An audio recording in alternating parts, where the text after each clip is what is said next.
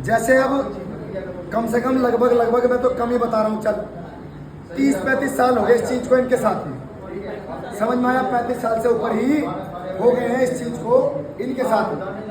अब ये चीज इनको कभी देवी बन के, कभी पितृ बन के, कभी घर के देवता बन के आया समझ में। और ये जैसे कभी भोग कुछ भी चढ़वाना, लड्डू पेड़े या कोई भी ऐसा पान, अब ये सब कुछ बन बन के खा रहा है।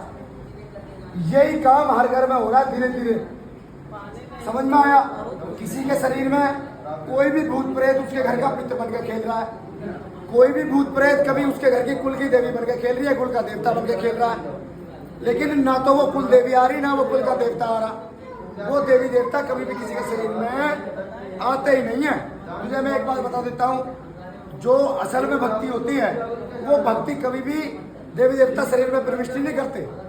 प्रत्यक्षीकरण के रूप में सपन सिद्धि के माध्यम से तुम्हें चीजों के बारे में बताते हैं, कुछ कुछ आभास अनुभूति करवाते हैं, तो तब जाके तुम्हें कुछ कुछ पता लगने लगता। जितने भी ये शरीरों में हाजिरी लेकर खेलती है चीजें, सब प्रेत किसी न किसी का रूप लेकर खेल रहे हैं और काट काट खा रहे हैं घर को।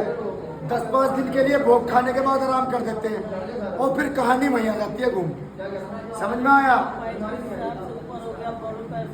35 साल से ऊपर